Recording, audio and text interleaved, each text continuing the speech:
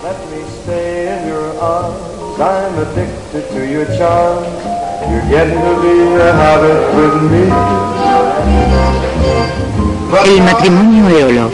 Hace 5 años adoptaron a un hombre al que nunca habían visto y que les escribe desde una prisión en Israel. Queridos Nick y Mary, me alegro de recibir noticias vuestras tan pronto.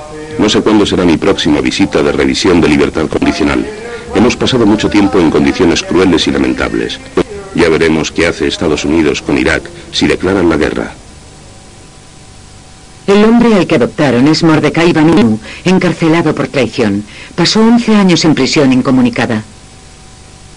Le enterraron en vida. Le encerraron en una celda de 6 metros cuadrados sin ventanas para que no pudiera ver el exterior. Incluso cuando salía a hacer ejercicio estaba rodeado por una lona mientras caminaba.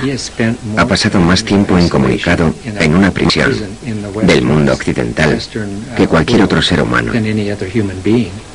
Así de horrible. Su situación era horrible. Eso es lo que nos impulsó a adoptarle. ¿Cómo puede un país tratar así a un ser humano? Cuando era un niño, Vanunu y su familia se trasladaron a Israel desde Marruecos.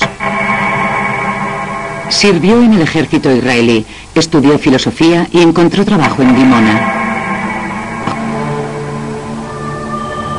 Esta misteriosa instalación situada en el desierto de Negev empleó a miles de personas que prestaron juramento de confidencialidad. Durante años, Israel declaró que se trataba de una fábrica textil sin admitir jamás su verdadera finalidad, fabricar plutonio para bombas. Las discrepancias de Vanunu con la política gubernamental no pasaron desapercibidas. Recibió una advertencia y decidió marcharse. Pero no sin las pruebas que cambiarían la historia.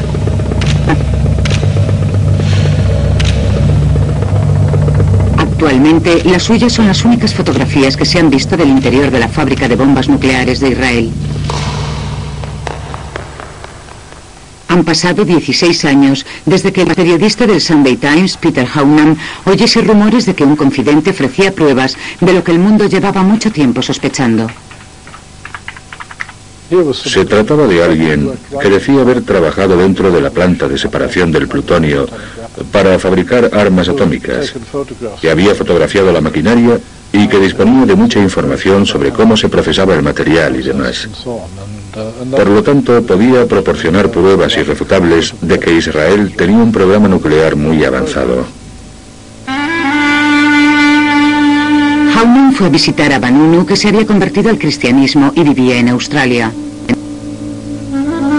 Fue trasladado a Inglaterra, alojado en secreto en un hotel de la campiña e introducido subrepticiamente en las oficinas del periódico en el maletero de un coche, mientras verificaban su historia.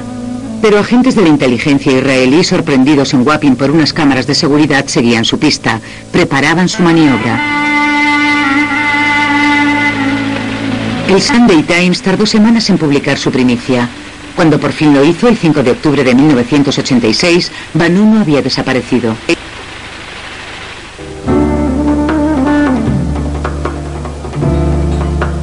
Conoció a una mujer estadounidense en Leicester Square a la que parecía agradar. Él estaba asustado y era vulnerable. Ella le sugirió que estaría más seguro con ella en Roma y él se lo creyó. Era la clásica trampa de poner un cebo.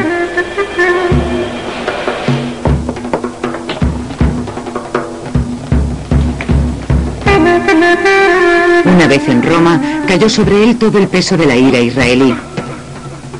Vanunu fue atacado, sometido y drogado.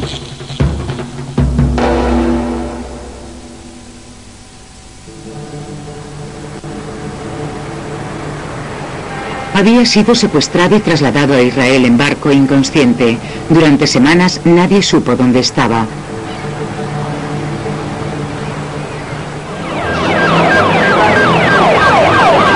Con el tiempo, los israelíes llevaron a Vanunu ante los tribunales para someterle a un juicio secreto.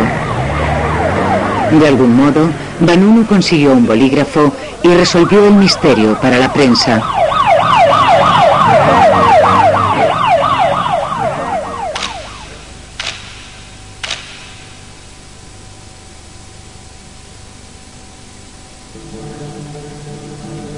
Fue Simón Peres, entonces primer ministro, quien ordenó la captura de Vanunu.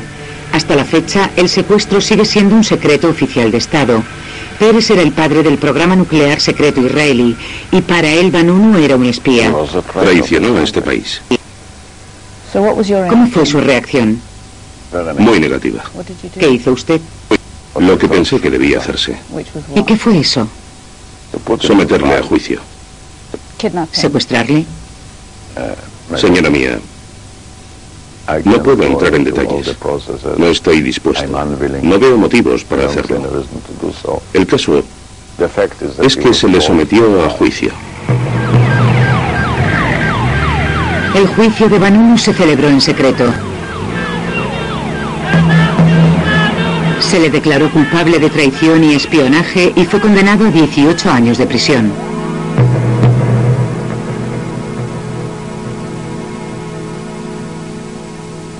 A Vanunu le trataron así por venganza, para disuadir a otros, porque fue la persona que rompió el tabú del secretismo de la sociedad israelí.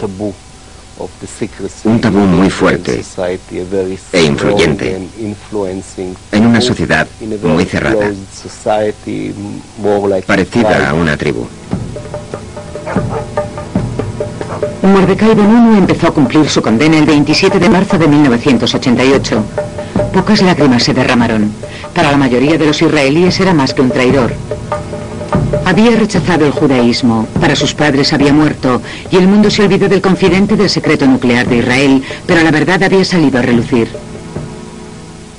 Vanunu contó al mundo que Israel había construido entre 100 y 200 bombas atómicas y había pasado a desarrollar bombas de neutrones y armas termonucleares suficientes para destruir todo Oriente Próximo, y no había hecho nada al respecto desde entonces.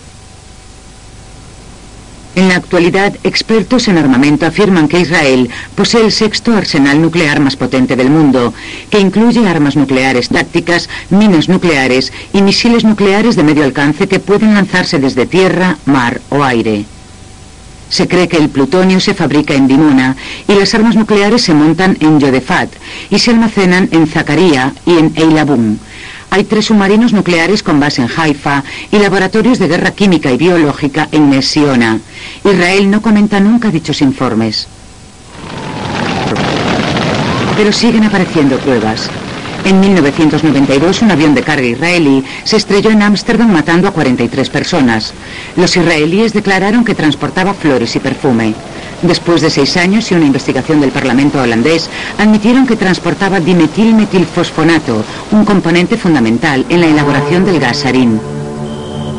Este componente iba destinado al Instituto Israelí de Investigación Biológica de Nesiona, una de las instalaciones de defensa más secretas de Israel. No está sujeta a ninguna inspección internacional e informar de sus actividades en Israel está prohibido por la estricta censura militar.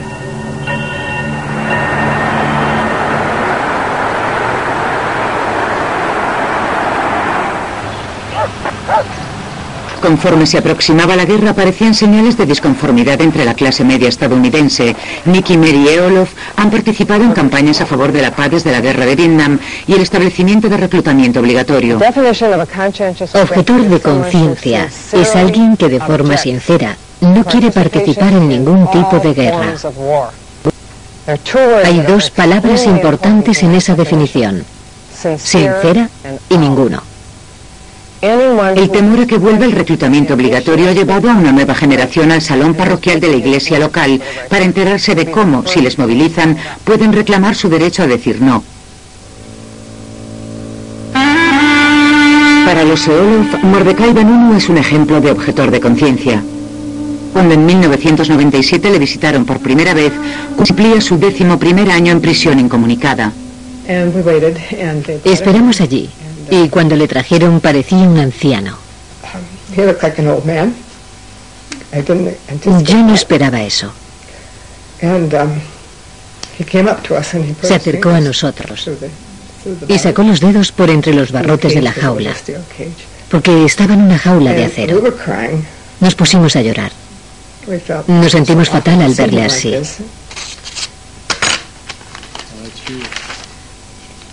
Vanunu escribe regularmente. Es la única comunicación que se le permite con el mundo exterior. Pero sus cartas tardan 2 meses en llegar y son siempre censuradas. Dice, no sintáis tan mal, podemos resistir otro año. Dios mío, qué valor. Las primeras cartas que recibimos estaban totalmente recortadas. Pude comprobarlo. Ni siquiera es un buen ejemplo, porque estaban más recortadas que esta. Utilizan un rotulador y se las devuelven a Mordecai. Él tiene que recortar lo que ellos han marcado. Una vez dijo que no prestaban mucha atención, así que metió los recortes en el sobre y los recibimos. Ni siquiera eran cosas importantes. Se trata de ejercer un control total.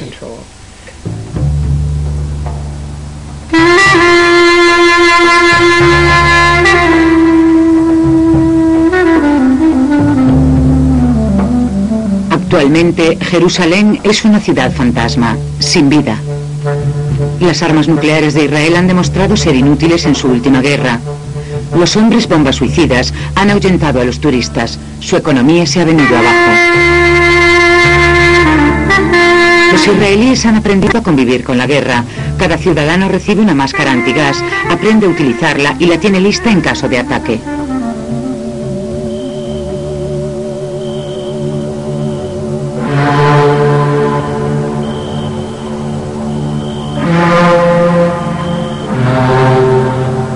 Las armas nucleares son consideradas como un elemento disuasorio justificable por la mayoría de los israelíes que se sienten asediados por sus enemigos. Hace 40 años, Uzi Even, entonces un joven científico de Dimona, participó en el nacimiento de la bomba de Israel.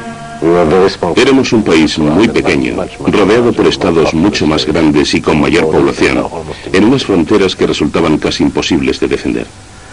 El Holocausto seguía muy vivo en nuestras memorias en esa época y nos dimos cuenta de que teníamos que hacer algo para impedir que se repitiese aquella situación. El personal era muy joven, la mayoría éramos muy jóvenes y entusiastas, y trabajábamos en algo que considerábamos esencial para nuestra existencia. Era como buscar la garantía definitiva de que no seríamos atacados ni aniquilados. Fue el joven Simón Pérez en los años 50 quien negoció un acuerdo secreto con los franceses para comprar un reactor para la fabricación de armas nucleares, igual que el suyo.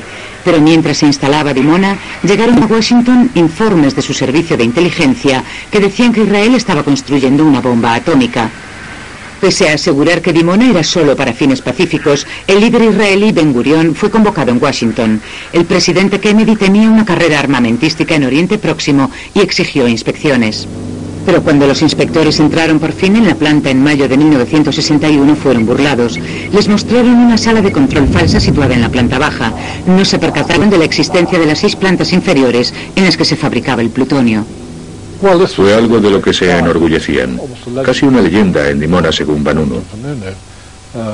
Cuando llegaron los estadounidenses les engañaron totalmente. Todas las entradas, incluyendo los huecos de los ascensores, fueron tapiados y enfoscados para que resultase imposible acceder a los pisos inferiores.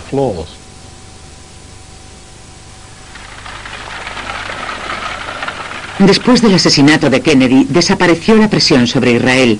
Su sucesor, Lyndon Johnson, hizo la vista gorda. Después, en 1969, la dirigente israelí Golda Meir y el presidente Richard Nixon firmaron un acuerdo que ha sido renovado por todos los presidentes hasta ahora. El programa nuclear de Israel podía continuar mientras no se hiciese público. Es la denominada ambigüedad nuclear. El término ambigüedad nuclear suena bastante bien en cierto modo, pero ¿no es simplemente un eufemismo de engaño? Si alguien quiere matarte y utilizas un engaño para salvar tu vida, no resulta inmoral. Si no tuviésemos enemigos, no necesitaríamos engaños, no necesitaríamos la disuasión.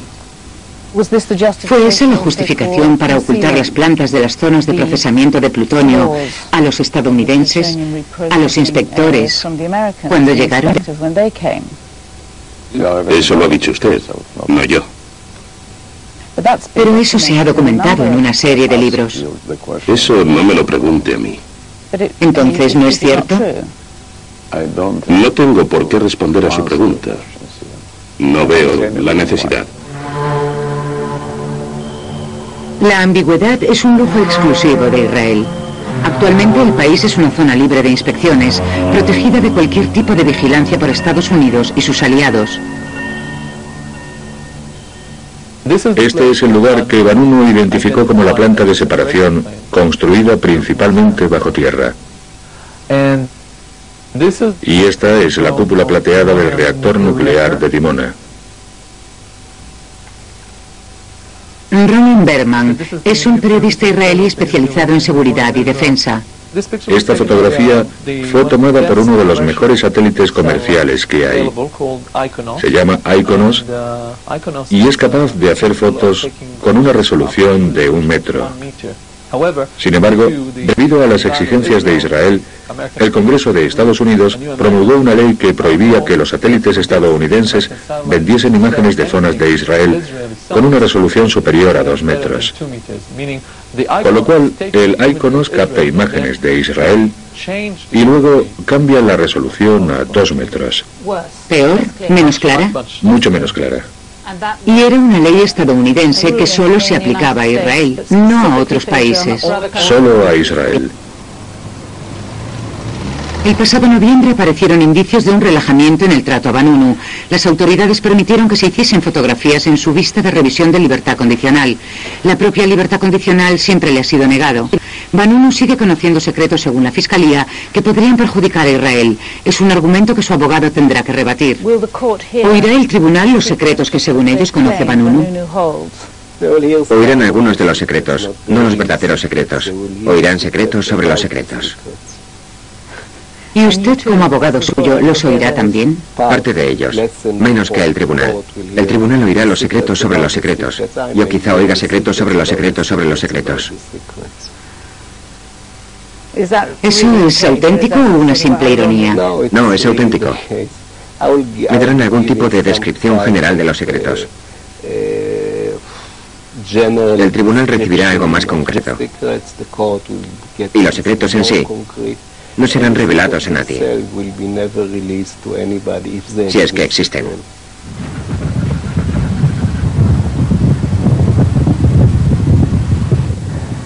Nick y Mary y Olof han llegado a Israel. Esperan poder visitar a Vanunu en la prisión, pero aún no han obtenido el permiso.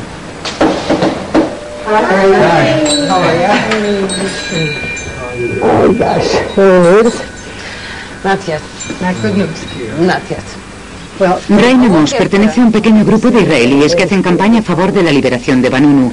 Lleva semanas incordiando a las autoridades penitenciarias para que concedan a Nick y a Mary los permisos necesarios. What she says now is that they have approval from one authority, but she's waiting for approval from a second authority.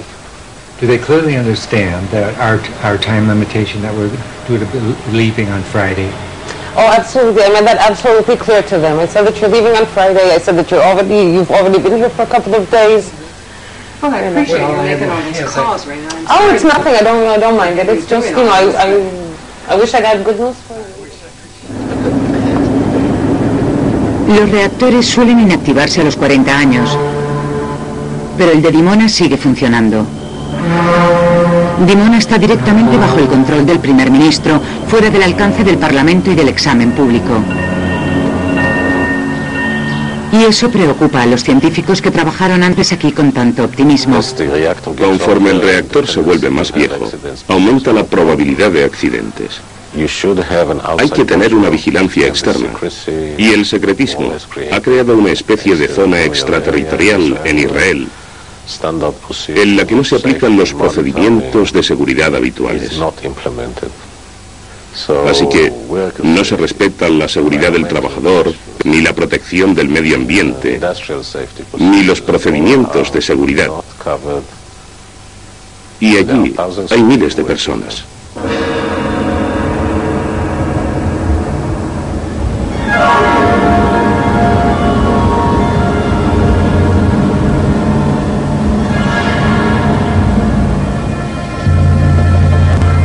Pero los secretos de este viejo reactor empiezan a filtrarse.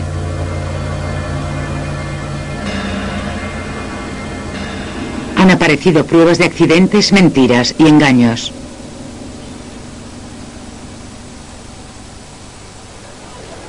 En 1996 llegaron rumores a la prensa de la existencia de una zona radioactiva en el desierto. El ministro de Medio Ambiente llevó a los periodistas a visitar el área con un contador Geiger. No se les permitió llevar uno propio, según me comentó uno de ellos. El ministro declaró que la zona estaba limpia. Las lecturas de su instrumento mostraban que el nivel de radioactividad estaba por debajo de lo normal, pero los periodistas no quedaron satisfechos.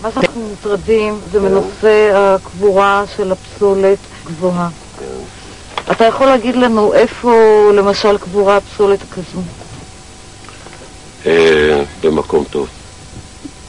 באמת, אני לא יכול, אני אומר לך בגילוי, כלומר, אין טעם שתלחצי עליי. זה דבר שהוא מוגדר על ידי מישהו צריך להיות מוגדר, בעל הבית שלי, הוא יפטר אותי, ראש הממשלה, כדבר שלא מפרסמים אותו.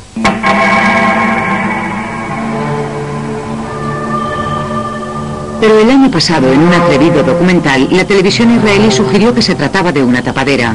Un trabajador de Dimona declaró que le habían ordenado retirar residuos radioactivos y ajardinar la zona antes de la visita del ministro para hacer ver a los periodistas que no pasaba nada. Otros comentaban que habían trabajado con uranio durante años. Los accidentes, decían, se convirtieron en rutina. Había escapes, incendios, explosiones de gas tóxico. Pero ahora tienen cáncer y las autoridades niegan que hayan trabajado con materiales radioactivos. Como estaban obligados por un contrato de confidencialidad, no pueden luchar por sus derechos. El programa encontró a otros 100 trabajadores de Dimona que padecían cáncer.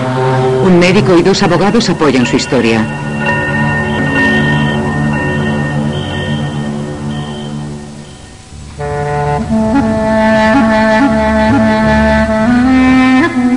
Era la primera vez que los trabajadores de Dimona hablaban. Quiero hablar con Ariel Spiller. Padece de cáncer y en los últimos años ha visto morir de la misma enfermedad a muchos de sus amigos y colegas que trabajaron allí. Está luchando por una compensación para sus familias, para sus viudas, y sé que le gustaría hablar con nosotros del tema. Me ha dicho que ojalá pudiera, pero que le han advertido que no lo haga. Le han dicho que no hable. Voy a visitarle para ver si cambia de idea.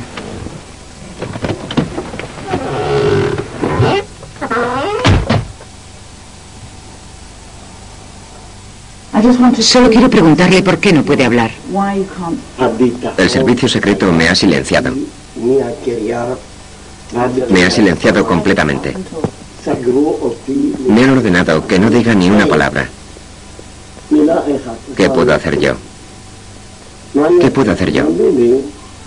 Me dijeron, acabarás como Vanunu. ¿Cuánto tiempo lleva en prisión? ¿15 años? ¿Quiere que vaya a la cárcel? Yo quería hablar. Pregunté a los demás, pero se negaron. Nadie quiere hablar.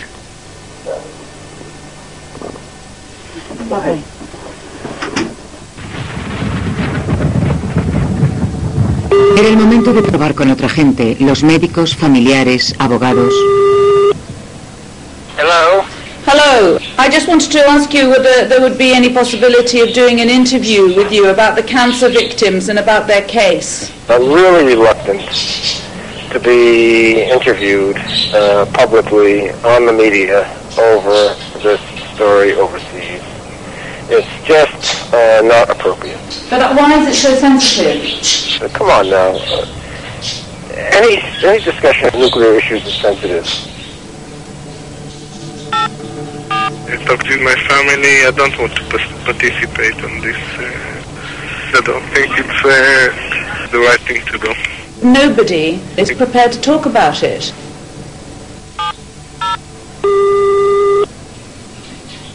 There are things that are not, it's not good to talk about, even if you're a lawyer. Are you worried about a sort of Vanunu scenario? Of course you think about it. No lo entiendo. Si se tratase de la Rusia soviética o Irak o Corea del Norte, entendería por qué la gente tiene tanto miedo a hablar. Pero estamos en Israel. Se supone que es una democracia.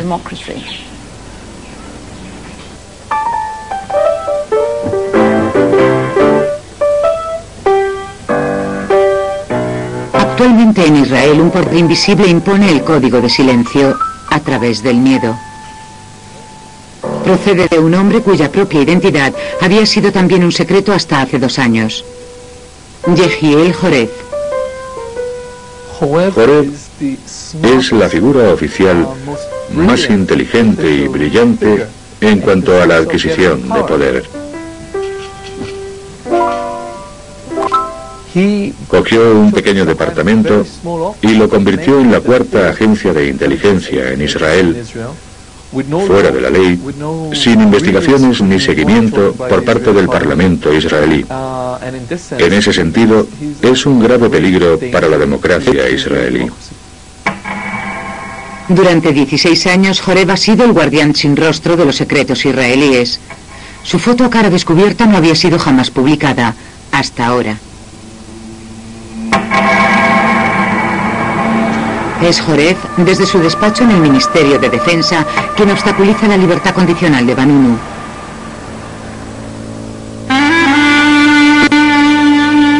Pero el año que viene Vanunu cumple su sentencia, así que Jorez encontró un nuevo Vanunu. El general de brigada Yitzhak Yaakov, conocido entre sus amigos como Yatza. Ya retirado, escribió unas memorias noveladas y habló de su vida ante las cámaras. Distinguido militar y científico, Yaakov dirigió durante años el programa de desarrollo de armas secretas de Israel. Era tal su eminencia que fue candidato al prestigioso Premio Israel. Pero al contar la historia de su vida a un periodista quebrantó las normas. El periodista era Ronen Berman. Mostró su artículo, como es obligatorio en Israel, al censor correspondiente. Llegó directamente a Jorez, que envió a sus secuaces. Iban muy en serio. Intervinieron mis teléfonos. Me siguió el servicio secreto israelí. A Yaakov le siguió el servicio secreto israelí. Y todo el sistema nos rodeó. Nos persiguió. Nos acechó. Yaakov pasó del pedestal al foso. Fue detenido en secreto y acusado de traición. Pasó 2 años enfrentándose a Jorez. 2 años de dolencias cardíacas, bancarrota y arrestos domiciliarios que le convirtieron en una vergüenza pública.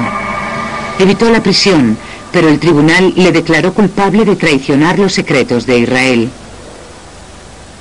Jorez temía que los veteranos del ejército israelí, de la inteligencia israelí o del programa nuclear israelí intentasen dejar su huella en la historia de Israel contando sus vivencias, y quería asustarles. En ese sentido, tuvo éxito. ¿Cree que hay demasiado secretismo? El poder de gente como Jorez puede destruir la vida de individuos como el general de brigada Yaakov, por ejemplo. Le han destrozado la vida, pese a que siempre ha sido un israelí muy leal.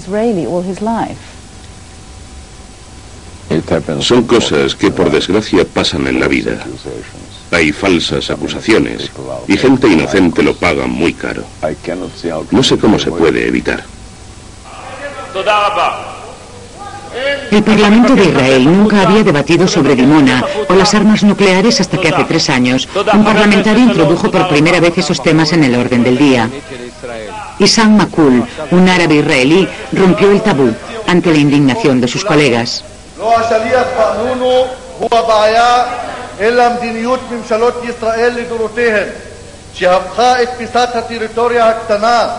הזו לפח אשפה גרעיני רעיל ומרעיל שעלול להעלות את כולנו השמיימה עם הפטריה הגרעינית. Esas palabras, pronunciadas en el corazón de la democracia israelí, fueron consideradas por sus colegas parlamentarios como un sacrilegio. העולם יודע כי ישראל היא מחסן אדיר של נשק אטומי, ביולוגי וכימי, המשמש כעוגן למרוץ החימוש הגרעיני במזרח התיכון.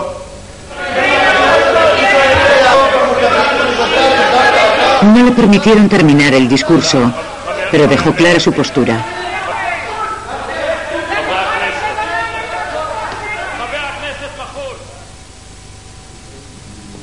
Pero en su distrito, durante la última campaña electoral, la historia fue muy diferente. Allí su público es, como él, árabe-israelí. بدهم يفتشوا عن أسلحة دمار شامل وأسلحة نووية. أنا بقول لهم وين في أسلحة نووية وأسلحة دمار شامل إذا بدهم. أنا بقول لهم وين موجودة. في ديمونا موجودة، في خليج حيفا، في جبل علبون، في منطقة سخنين، يدفاتا. بدهم أسلحة نووية؟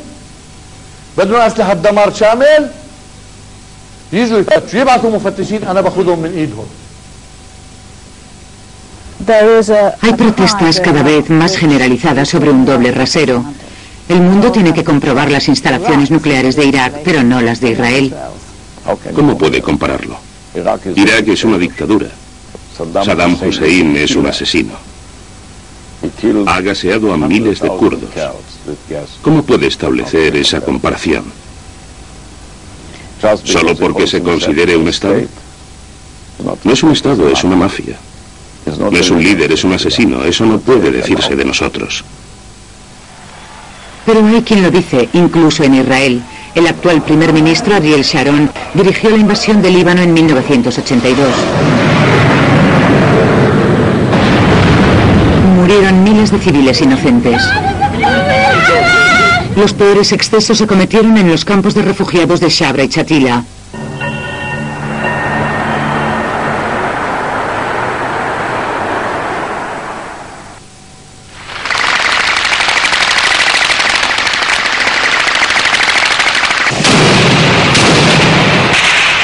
Durante el mandato de Sharon como primer ministro han muerto 700 israelíes, pero más de 2000 palestinos han sido abatidos por soldados israelíes.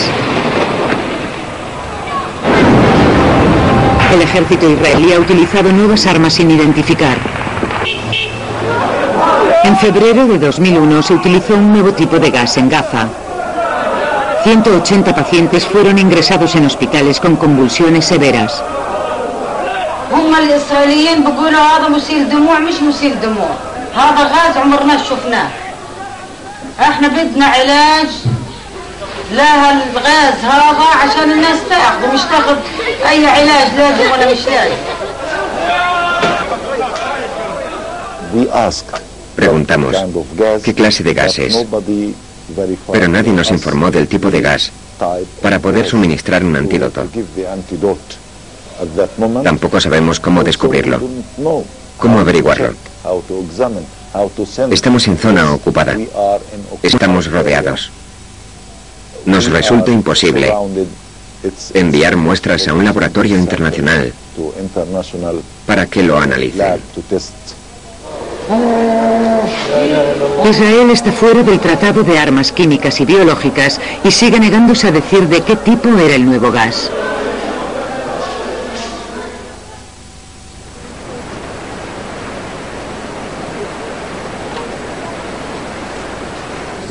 Los Seolov siguen sin tener noticias de la prisión. Mañana por la noche regresan a su país y temen tener que marcharse sin ver a su hijo adoptivo.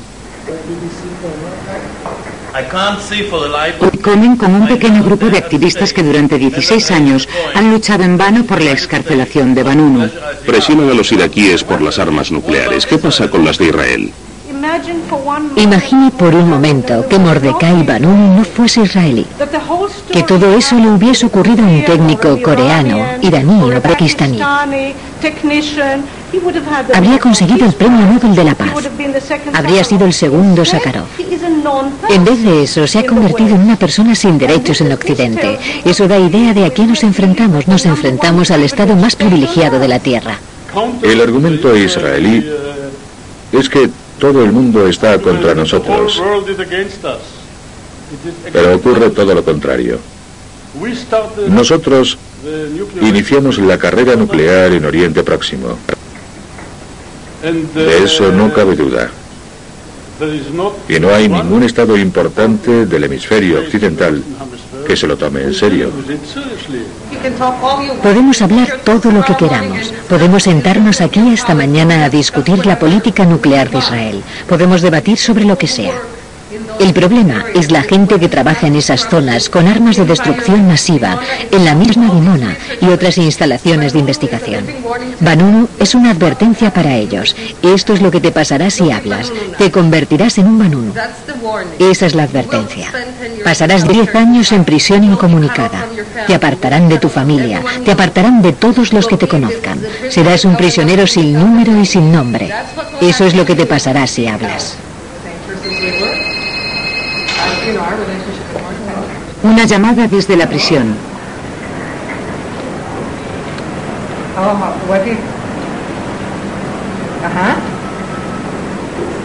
Marvelous. What time?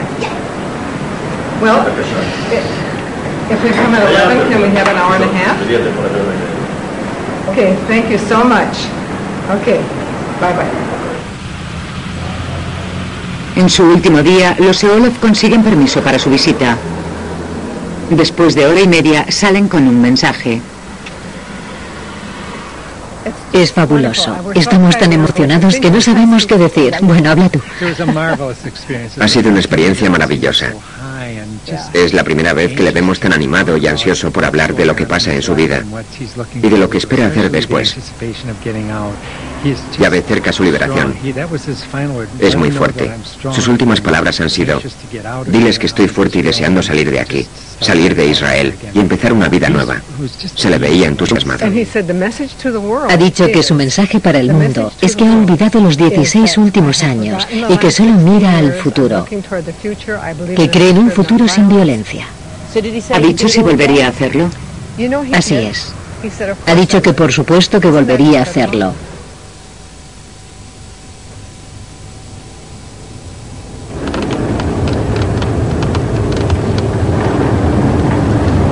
Los Seolov se han ido y Vanunu tiene su revisión de libertad condicional. Como de costumbre, todo, incluyendo el lugar de la vista, se lleva en secreto. Aparte de mí y de Peter Haunam, que ha venido desde Londres, no hay más periodistas aquí.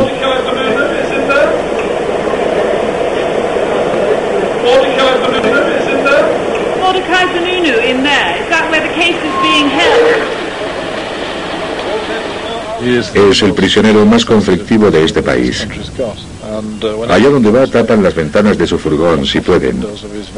Al principio le ponían un casco para que la gente no pudiese verle. En determinado momento llevaban incluso un dispositivo electrónico que emitía una especie de pitido para que nadie pudiera oírle hablar. Y sin embargo, tú y yo somos los únicos periodistas presentes. El prisionero más conflictivo de Israel, y aquí no hay más miembros de la prensa que tú y yo. ¿Por qué sigues viniendo? Sigo viniendo porque le encerraron por hablar conmigo y nosotros publicamos su historia en el Sunday Times en 1986. Siento que tengo la responsabilidad de ayudarle a salir. La vista concluye 3 horas después. Como siempre, Vanunu estaba detrás de unos cristales oscuros. En la sala, la fiscal de Joreb citó la guerra de Irak como nuevo motivo para rechazar la libertad condicional. La fiscal, por supuesto, volvió al viejo argumento de que Vanunu es una amenaza para la seguridad. E incluso dijo que si Vanunu era liberado, probablemente los estadounidenses se olvidarían de Irak e irían a por las armas nucleares de Israel, cosa que me pareció sumamente ridícula.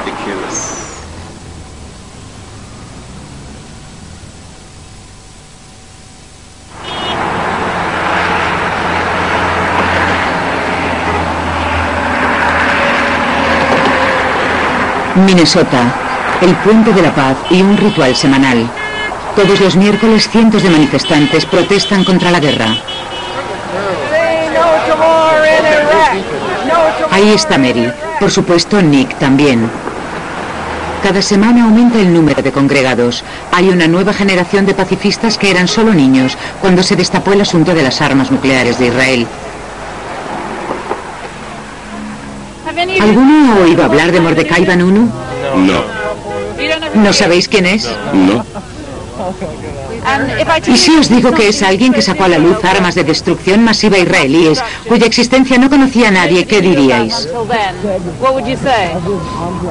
¿Por qué nuestros medios de comunicación supuestamente libres y abiertos no nos lo cuentan y por qué nuestro gobierno nos oculta esa información si vivimos en el país de los hombres libres?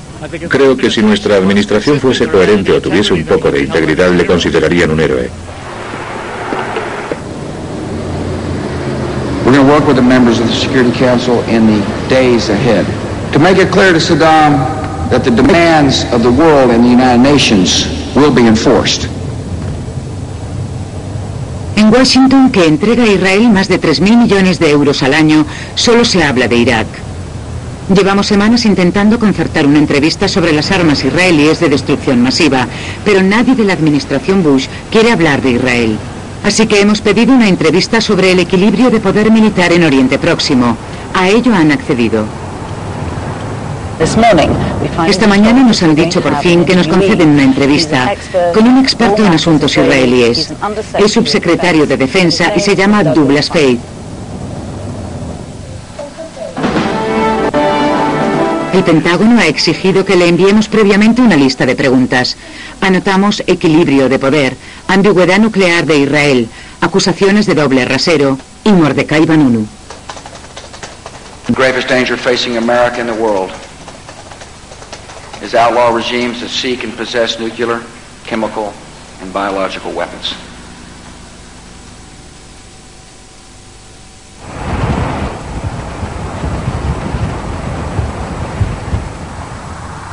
Pero han vuelto a cerrar las puertas de esta historia. Nuestra entrevista con el subsecretario de Defensa, Douglas Feith, estaba prevista para las 4 en algún lugar de este amplio complejo del Pentágono que tengo detrás. Sin embargo, a última hora nos han dicho que la entrevista queda cancelada. Las preguntas sobre Israel, al parecer, están totalmente prohibidas. Recibimos este correo electrónico del Pentágono. Señoras, hemos mostrado al señor Feith la lista de temas para la entrevista de la BBC. No está dispuesto a responder a ninguna de las preguntas que han incluido. Le solicitamos con todo respeto que envíen otras preguntas lo antes posible durante el transcurso de la mañana. Preguntas relacionadas con la actual situación iraquí. El 19 de febrero volvieron a negarle la libertad condicional a Vanunu. Permanece en la prisión de Ashkelon. Joref ha comentado que no piensa dejar salir jamás a Mordecai Vanunu de Israel.